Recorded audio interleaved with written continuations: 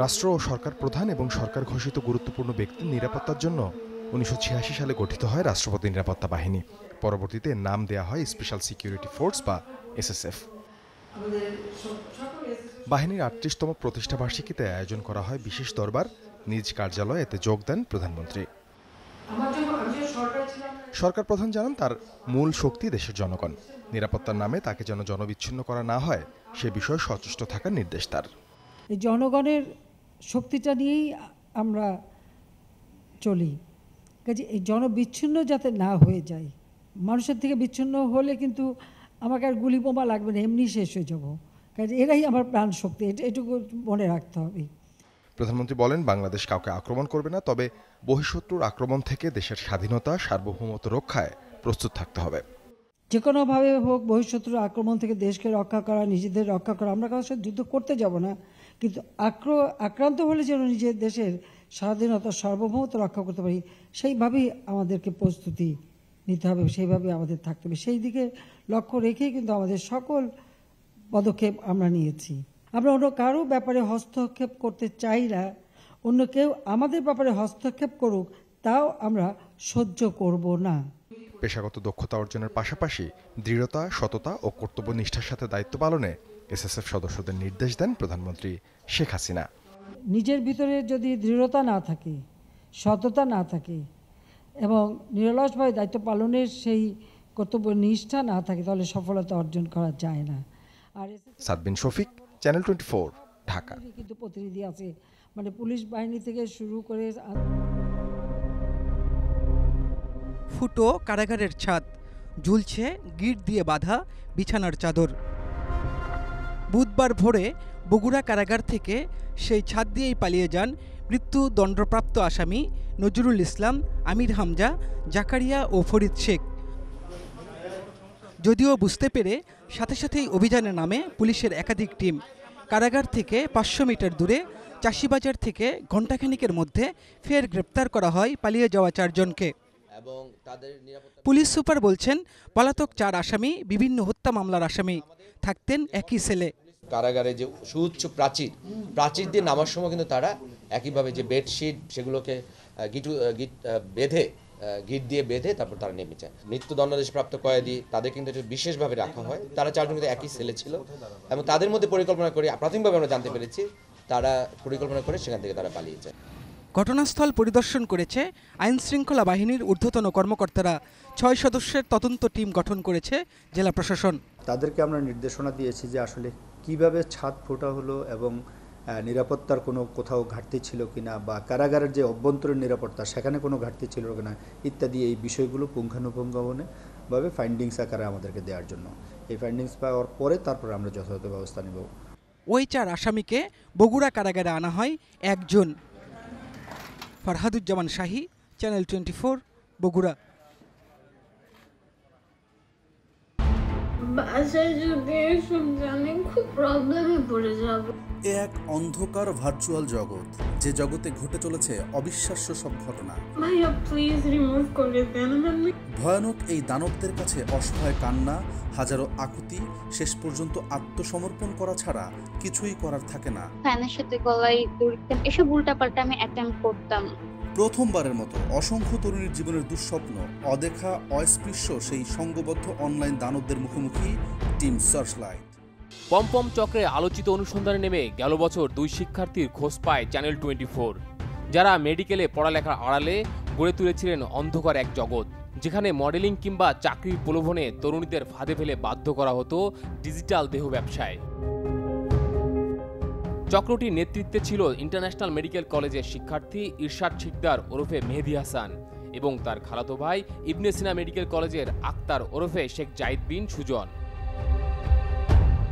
ছদ্মবেশে দীর্ঘ অনুসন্ধানে এদের পরিচয় এবং অবস্থান নিশ্চিতের পর অভিযান শুরু করে সিআইডি সাইবার পুলিশ, সঙ্গী চ্যানেল 24। মঙ্গলবার যশোরের নরেন্দ্রপুরের বাসা থেকে মেহেদী এবং সাতক্ষীরার তালা থেকে সুজনকে গ্রেপ্তার করা হয়। দুদিনের টানা অভিযানে গ্রেপ্তার হয় 2 তরুণী সহ চক্রের আরও 6 সদস্য। গ্রেপ্তারের আগে মেহেদী ও সুজন তাদের অন্ধকার জগৎ সম্পর্কে অনেক কিছুই অকপটে জানিয়েছে চ্যানেল 24-কে। সুজনকে সার্ভিস দিছে সে পর্যন্ত স্যার যে 4 মাস সারাতের যে বাসা নেওয়া হয়েছিল ওখান থেকেই স্যার বেসিক্যালি দেওয়া হয়েছিল। স্যার এটা হচ্ছে ইন্টারন্যাশনাল স্কোয়াড সার্ভিস। এখানে কতজন মেম্বার? স্যার একটা আছে 2598 জন। এখানে কি পরিমাণ সার্ভিস দাও? সেখানে only sir camp service. Camp service কত টাকা করে কামাও? মানে 200 টাকা স্যার প্রফিট থেকে, আর স্যার ফেসে স্যার 350 থেকে 400 টাকা। ফেসবুকে অনেক গ্রুপ আছে, ওই গ্রুপ থেকে স্যার হয়ে তাই হচ্ছে আমি স্যার টেলিগ্রামে আমি নিজে গ্রুপ খুলছিলাম। খুলে তাই স্যার ওখানে হচ্ছে বিভিন্ন দেখা যাচ্ছে যেসব জায়গায় রিয়েল সার্ভিস দেয় ওদের জাস্ট লিঙ্ক আপ করে দিতাম। দেশে বিদেশে চক্রটির হাজারো সাবস্ক্রাইবার রয়েছে, নির্দিষ্ট অর্থ দিয়ে যারা যুক্ত আছেন সিক্রেট টেলিগ্রাম গ্রুপগুলোতে। সদস্যদের ফোন ও ল্যাপটপে গোপনে ধারণ করা বিভিন্ন বয়সী নারীদের আপত্তিকর অসংখ্য ছবি ও ভিডিওর সন্ধান মিলেছে। তানভীর আহমেদ সিদ্দিকী, চ্যানেল 24, ঢাকা।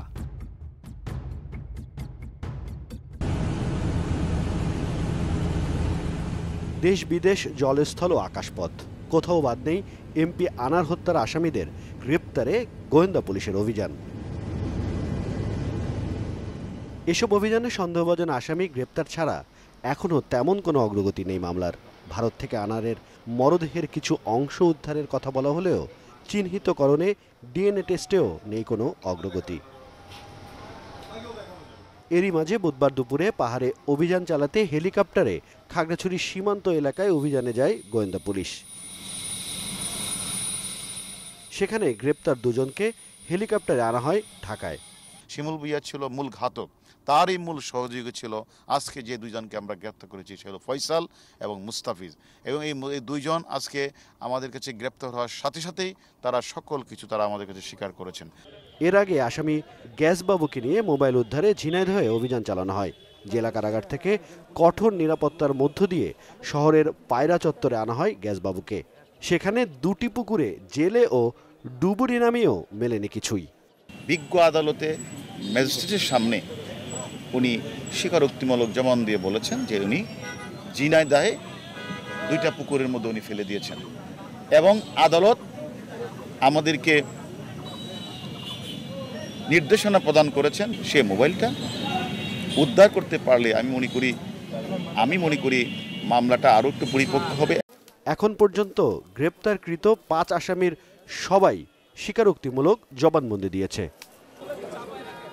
হিরণ খান, চ্যানেল 24, ঢাকা।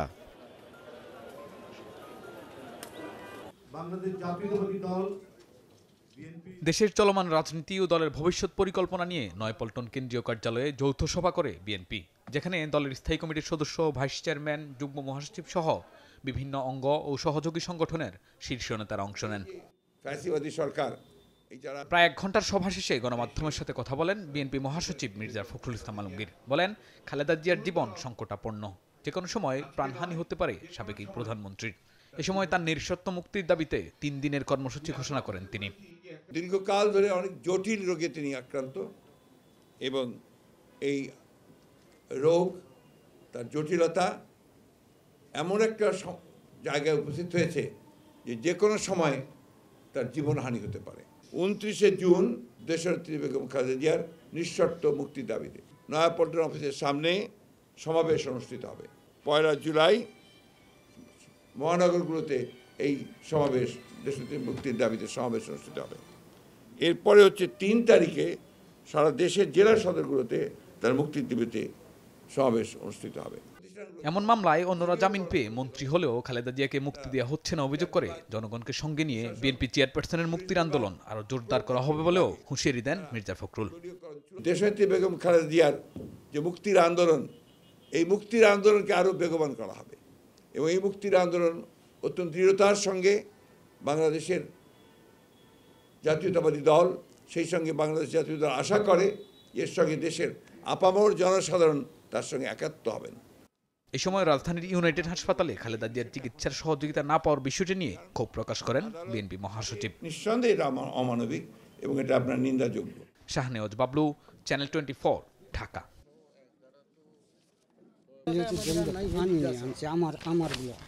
বাপদাদার জমি রক্ষায় দীর্ঘদিন ধরে প্রশাসনের দ্বারে দ্বারে ঘুরছেন গাজীপুরের শেখ মোক্তার হোসেন। কিন্তু জালিয়াতি ও মিথ্যা মামলা দিয়ে পৈতৃক সম্পত্তির ৬৭% দখল নিয়েছেন ছাগলকাণ্ডে আলোচিত মতিউর রহমান ও তার স্ত্রী লায়লা কানিজ। এমন অভিযোগ মোক্তার হোসেনের। 1974 সনে আমার বাবা আমার মাই কিনছে, কেনার পরে আমরা এত বছর ধরে খাইতেছি। এখন হঠাৎ করে করছে কি, এরা জাল দলিল বানায়, জাল পর্চা বানাইছে। আবার আমার নামে মামলা দিছে 4টা। একটা দিছে ডাকাতি মামলা, সেটা রায় আমি পাইছি। আবার 3টা মামলা দিছে জমি সম্বন্ধে, এগুলা রায় আমি পেয়েছি। এডিসি আপিল করছে, আপিল আমি পেয়েছি। এখন আমার জমি দল দেয় না। মতিউরের ভূমি দখল নিয়ে মুখ খুলছেন স্থানীয় অনেকেই। জানান, কম দামে জমি বিক্রি করতে রাজি না হলে জোর করে তা দখলে নেন রাজস্ব বোর্ডের সাবেক সদস্য মতিউর রহমান। এভাবে দখল করা জমিতে গাজীপুরের খিলগাঁও এলাকায় অবৈধভাবে গড়ে তোলেন আপন ভুবন রিসোর্ট অ্যান্ড পিকনিক স্পট। উনি কিছু জমি কিনছে এবং কিছু জমি মানুষের কাছ থেকে জোর দখল করছে। অর্ধেক টাকা দিছে, কারো অর্ধেক টাকা দেয়নি। এইভাবেই এরকম বড় একটা শুটিং স্পট তৈরি করছে। 25 জমি কিনে নিয়ে 49 জমি তারা বাউন্ডারির ভিতরে নিয়ে নিছে এবং একটা গড় করে মানুষও থাকার জন্য দিছে। কিন্তু মতিউর সাহেব 40 লাখ 50 লাখ টাকা দাম বলে, জায়গার দাম হলো 1.5 থেকে 2 কোটি টাকা। যদিও জমি দখলের অভিযোগ অস্বীকার করেছেন রিসোর্ট ম্যানেজার। আমি তো বেশ 1-1.5 বছর ধরে এখানে আসি, কোনো মানুষ এরকম কোনোদিন অভিযোগ করে না। অভিযোগ করলে তো পুলিশ আসতো বা মানুষজন আসতো, এলাকার বড় বড় যারা আছে, ধরেন কমিশনার আছে, কেউ না আসতো এখানে যে আপনারা জায়গা দখল করছেন। তো এরকম তো কোনো কিছু হয়নি। পুবাইল ভূমি অফিসে গিয়ে জানা যায়, মতিউর রহমান, তার স্ত্রী ও ছেলে মেয়ের নামে এখানে রয়েছে 139% জমি। এছাড়া টঙ্গীতে তার ভাইয়ের নামে রয়েছে তৈরি পোশাক কারখানা। Desk report, channel 24।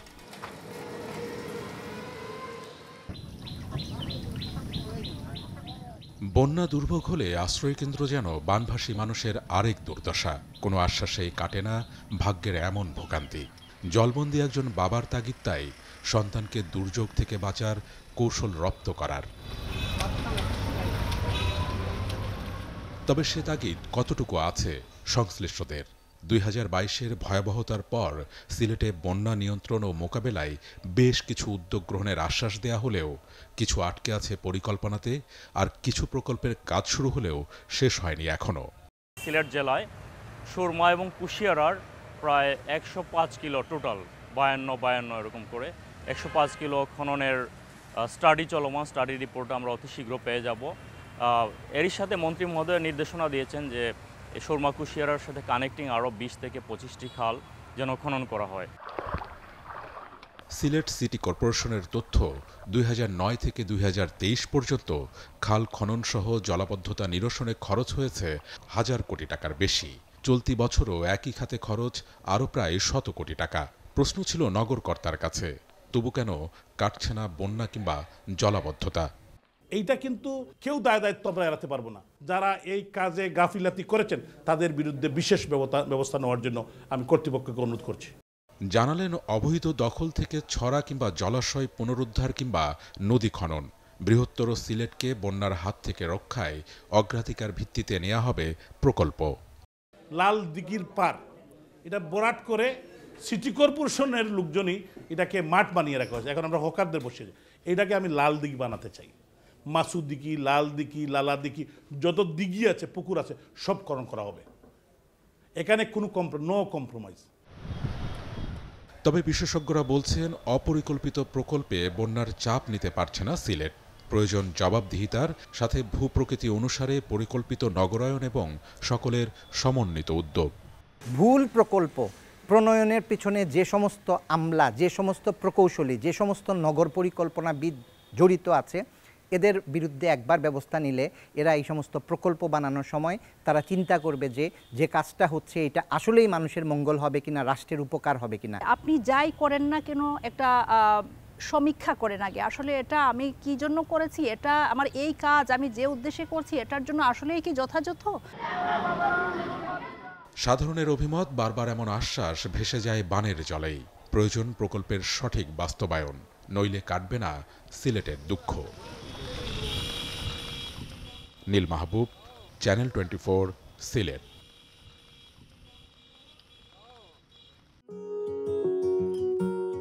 Unilever Bangladesh নিত্য প্রয়োজনীয় প্রসাধন সামগ্রীর সবচেয়ে বেশি যোগান আসে এই প্রতিষ্ঠান থেকে, যেখানে প্রতি বছরে চাহিদার সঙ্গে পাল্লা দিয়ে বাড়ে উৎপাদন। অথচ গেল কবছর ধরে পাল্টে গেছে পরিস্থিতি।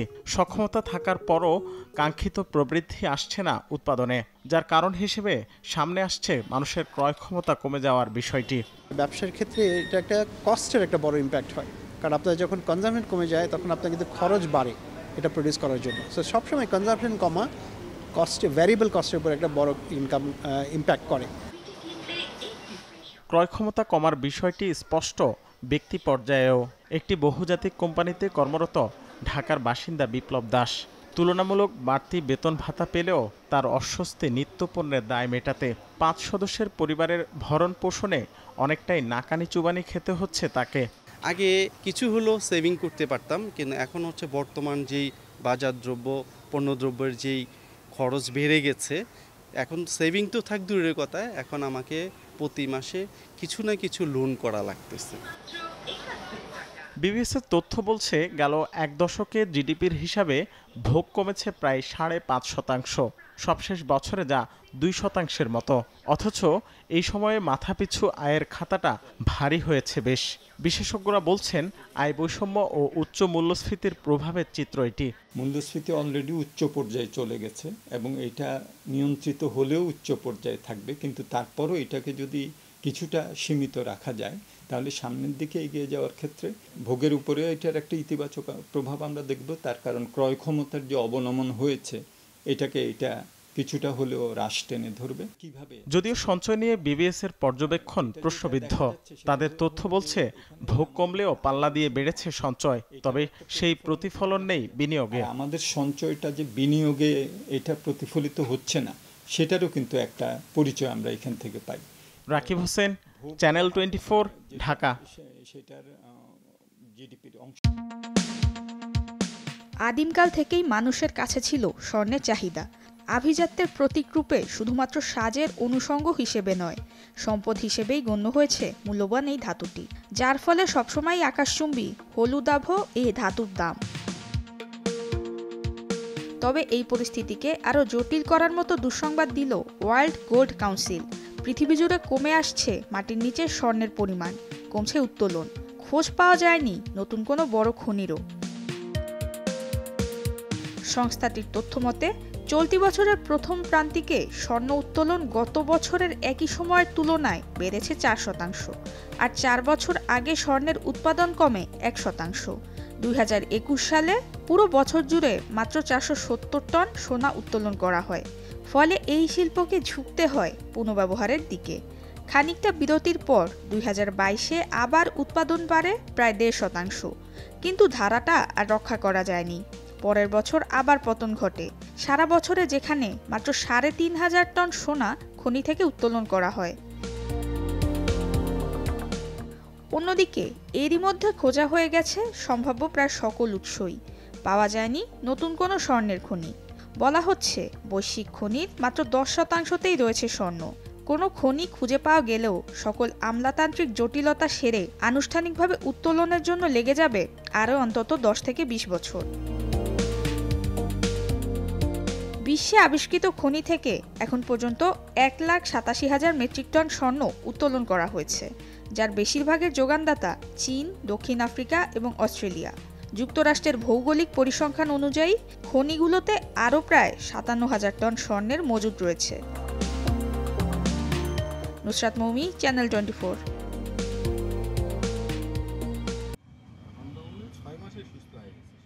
ছোট পাতার এই গাছের নাম স্টেভিয়া। দেখতে অনেকটা তুলসীর মতো গাছটির আদিনিবাস ব্রাজিল। পিএইচডি করতে গিয়ে 2001 সালে দক্ষিণ আমেরিকার গাছটি দেশে নিয়ে আসেন Bangladesh sugar crop institute BSRI এর বিজ্ঞানী শামসুর রহমান। দীর্ঘ 23 বছর গবেষণার পর এখন চলছে কৃষক পর্যায়ে ছড়িয়ে দেওয়ার কাজ। এই প্রকল্পের মাধ্যমে কাজ হচ্ছে, দীর্ঘমেয়াদী কাজ এখনও শেষ হয়নি। এই কাজগুলি কৃষকদের সাথে করতে হয়, কৃষকদেরকে অনবরত কাজে লাগাতে হয়, কৃষকরা যাতে এই সুবিধাগুলি পায়। স্টেভিয়ার পাতায় রয়েছে চিনির চেয়ে 30 থেকে 40 গুণ বেশি মিষ্টি, তাই সম্প্রসারণে চারা উৎপাদন করছে বিএসআরআই এর চুয়াডাঙ্গা উপকেন্দ্র। এবছর আমরা উপকেন্দ্রে এর চাষাবাদ শুরু করেছি। আগামী সিজনে আমরা এর চারা তৈরি করব এবং চাষিদের মাঝে এটা বিতরণ করব। আশা করি এই অঞ্চলের এই ফসলটি ভালোভাবে চাষ হবে এবং চাষিরা এটা চাষ করবে। ইতিমধ্যে স্টেভিয়া থেকে উৎপাদিত চিনি বাজারজাত করছে বেশ কয়েকটি বড় শিল্প গ্রুপ। বিজ্ঞানীরা বলছেন, দেশে চিনি সংকট সমাধানে গুরুত্বপূর্ণ ভূমিকা পালন করতে পারে ব্যাপক হারে স্টেভিয়া চাষ। যে কোনো মানুষ খেতে পারবে এবং আমরা যদি এটা প্রক্রিয়াকরণের মাধ্যমে এক্সট্রাক্ট করতে পারি অথবা পাতাকে শুকায় গুঁড়াও করতে পারি, বিভিন্ন প্রসেসিংয়ের মাধ্যমে সেখানে দেখা যাচ্ছে এটা আমরা শুধু চা প্রেমীদের জন্যই মিষ্টি জাতীয় খাবার, মিষ্টি তৈরি, পায়েস, সেমাই, বিভিন্ন ধরনের মিষ্টির কাজে এটা আমরা ব্যবহার করতে পারি। ক্ষেতের মতো বড় পরিসর নয়, বাড়ির আঙিনা, ছাদ, এমনকি টবেও চাষ করা যায় স্টেভিয়া। শুধু তাই নয়, গবেষকরা বলছেন ডায়াবেটিস রোগীদের খাদ্যের বিকল্প উৎস হতে পারে এই গাছ। Desk report, channel 24।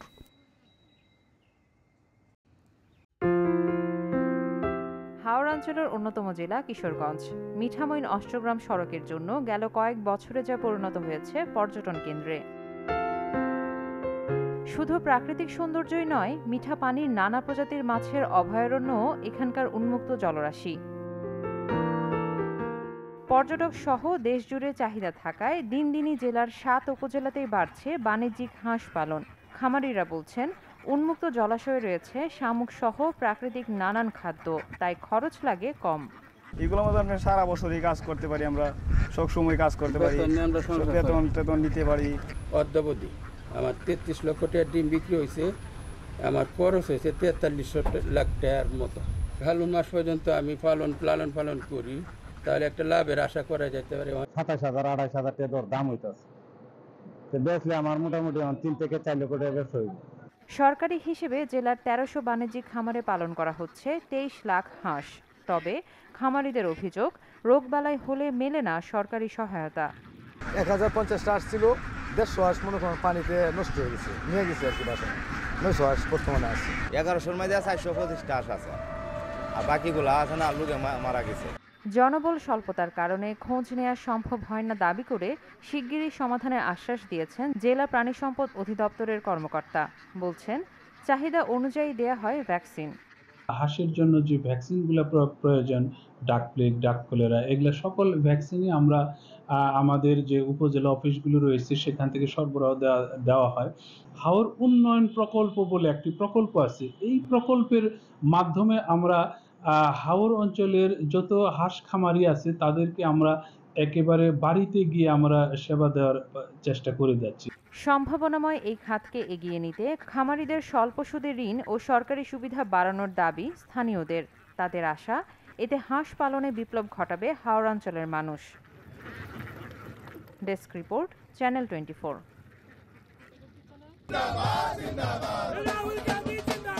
সব জল্পনার অবসান ঘটিয়ে দীর্ঘ 10 বছর পর প্রধান বিরোধী দলীয় নেতা পেল ভারতের লোকসভা।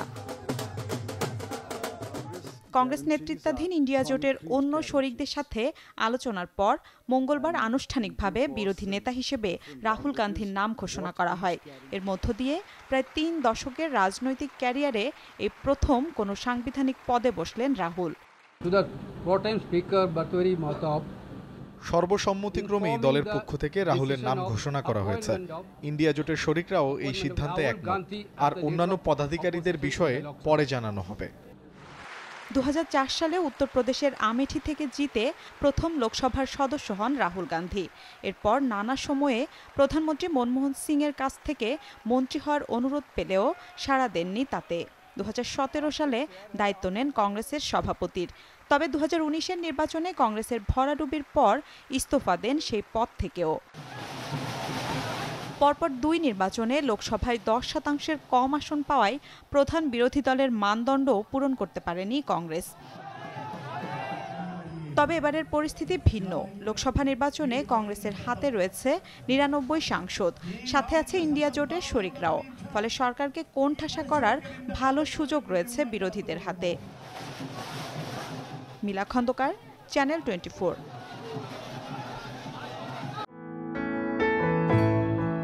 2019 বিশ্বকাপে কোর্টনি ওয়ালস ছিলেন বাংলাদেশের পেস বোলিং কোচ, তখনও ইয়ান বিশপ ধারাভাষ্যকার।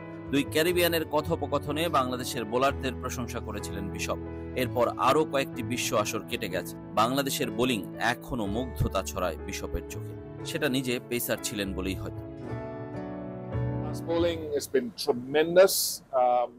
বাংলাদেশের ফাস্ট বোলিং সত্যিই দারুণ ছিল, অসাধারণ। ব্যাটারদের সেই গতিতে এগিয়ে যাওয়া দরকার ছিল। তারা যদি ভালো করে তাহলে এই দলটা আরও ভালো করবে, বিশেষ করে বিদেশের মাটিতে। এবারের বিশ্বকাপে বাংলাদেশ একটা রিস্ট স্পিনার খুঁজে পেয়েছে যার মেধা ও স্কিল দারুণ। ব্যাটারদের ব্যর্থতা তার চোখেও ধরা দিয়েছে। লেগ স্পিনার রিশাদ হোসেনের আবিষ্কার বড় প্রাপ্তি। ভূয়সী প্রশংসা করেছেন তানজিম হাসান সাকিবের।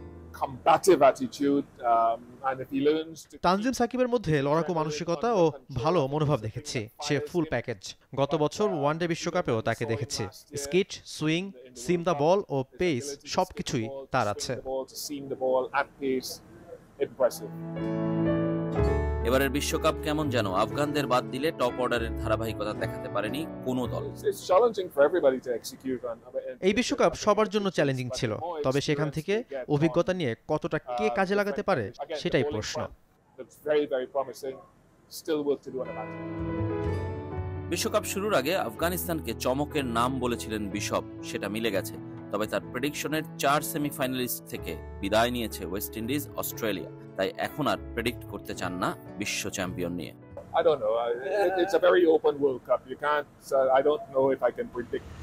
বাকি 3 ম্যাচে নতুন কোন বিশ্ব চ্যাম্পিয়ন পাবে বিশ্ব, নাকি পুরনো কারো হাতেই উঠবে ট্রফি? বিশপের মতো উত্তরের খোঁজে বিশ্ব। Rezwanuzzaman, channel 24, West Indies.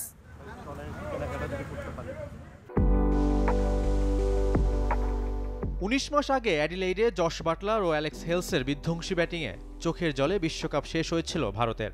আবারও সেই সেমিফাইনাল, একই প্রতিপক্ষ।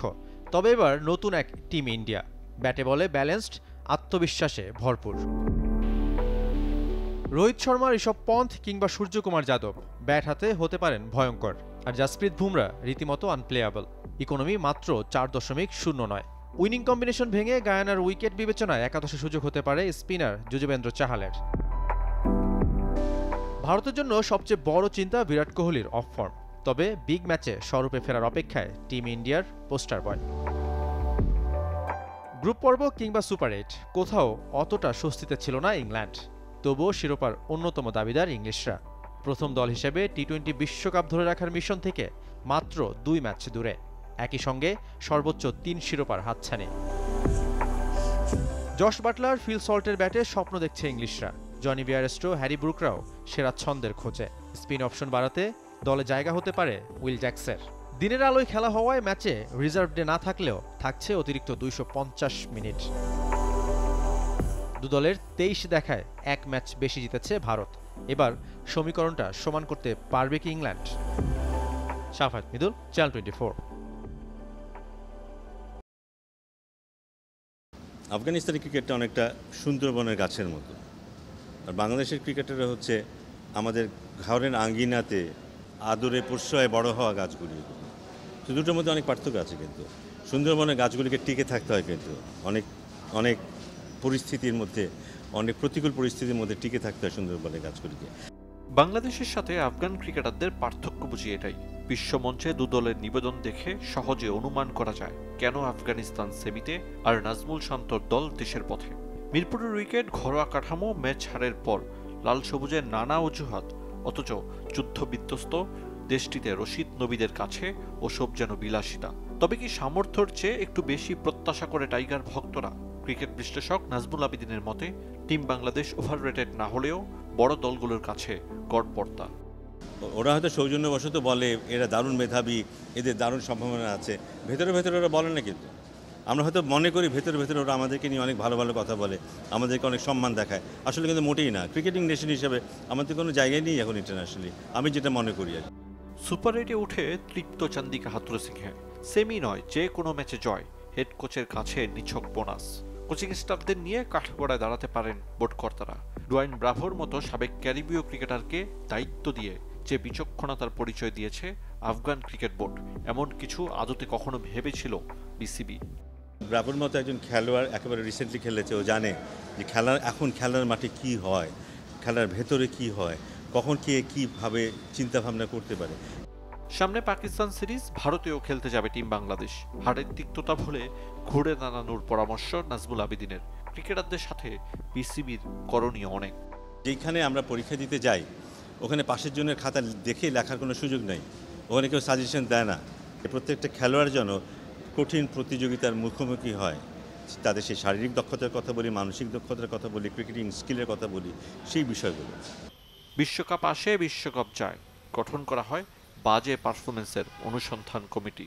এবারও কি ওসবে আবদ্ধ থাকবে বিসিবি? আরিফুল ইসলাম, চ্যানেল 24।